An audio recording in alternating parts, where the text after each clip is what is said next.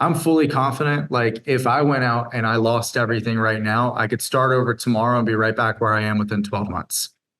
Period. End of story. And I had a meeting with a developer in Nashville recently, and he's one of the top developers in Nashville. He'll build about 350, 400 houses this year. And we were talking about some stuff, and he was like, man, he's like, I am the guy that I know unequivocally. If I lost everything in 12 months, I'd be a millionaire again, and I'd be right back here.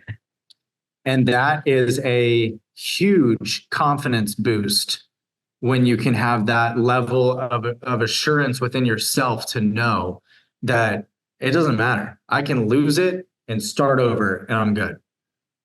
Got it. Okay. All right. And I really would like to unpack on that as well. Maybe we can do that in a few minutes. But so how were you able to get back on track? So 6 months of really not that much, business at all, right? $6,000, you said.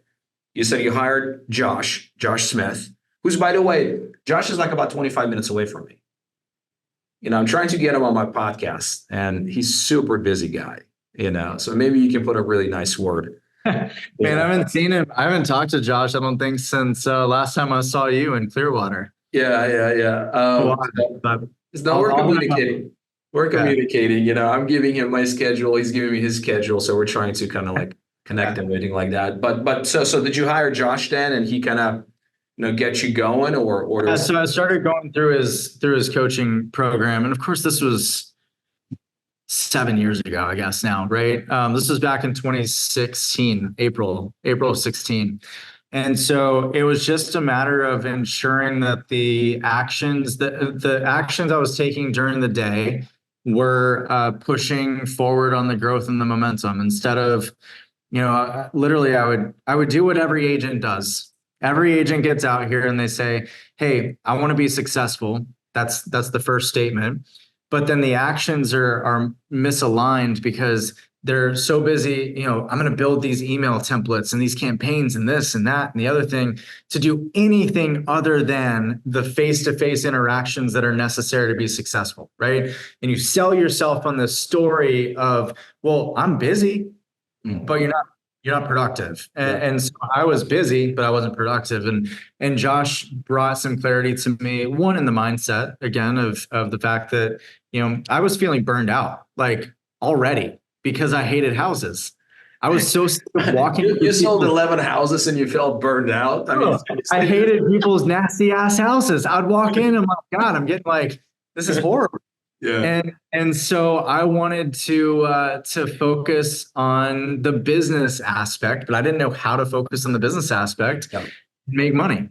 And so that was a thing. Once I shifted that mental switch, it was pretty easy for me to go out there and be like, all right, cool, I'm going to host open houses this weekend. I'm going to follow up with people. I'm going to stalk them on Instagram until they respond to me. I'm going to do whatever it takes to convert the lead. And fortunately, all of my sales experience in the background led to a point where I was able to easily go and convert people. It was just a matter of making sure I had enough at bats.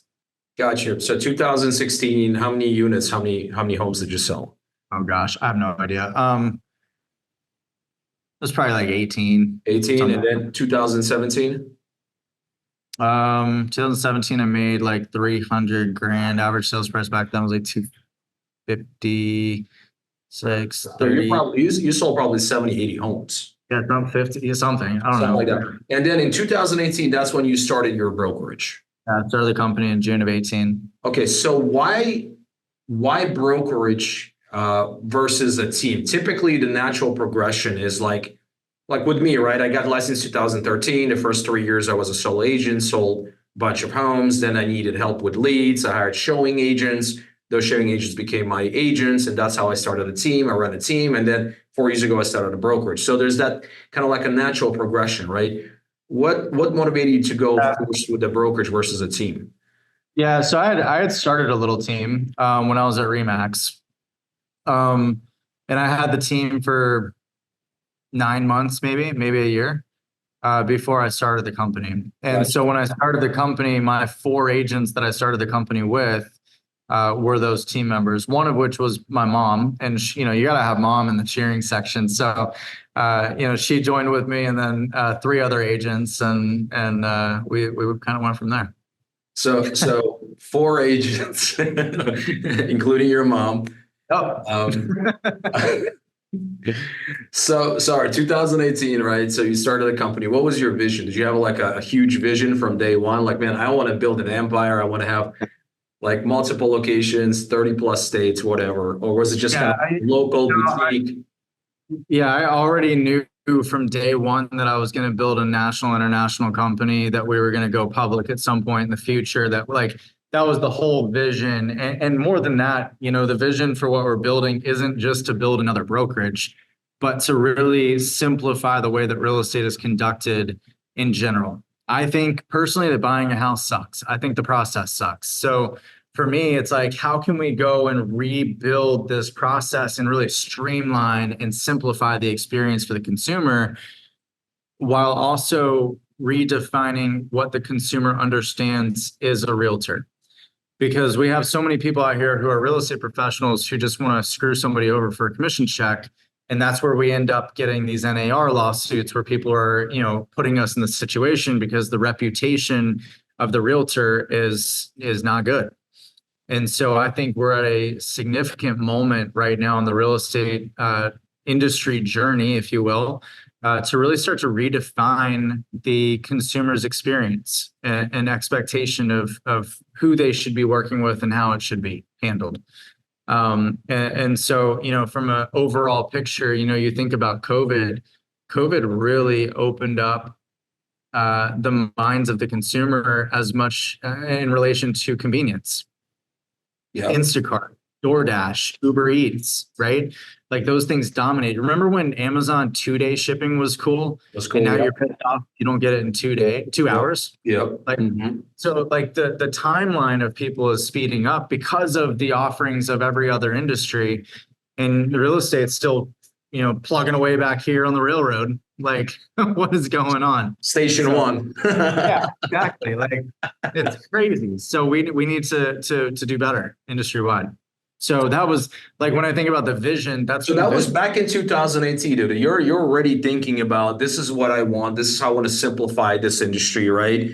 Like, I'm not satisfied with being just a local brokerage. I want to take this nationally. Yep. Right? I mean, that was your vision. So let's kind of walk through that. So 2018, you started with you and 4 agents. What happened in 2018 in your company? Yeah, so I didn't want to start the company until January 1 of 19. And so my best friend, Thomas, he was like, "Hey, I'm going to give you the 30 grand to start the company. I want you to start it right now." Man, you got a good best friend. I tell you that. I don't have any best friends who give me $30,000 to start a company.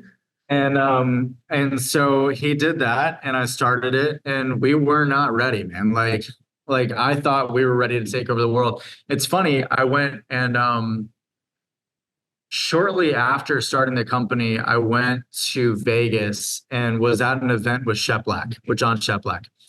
And it was at some country club, Anthem Country Club or something.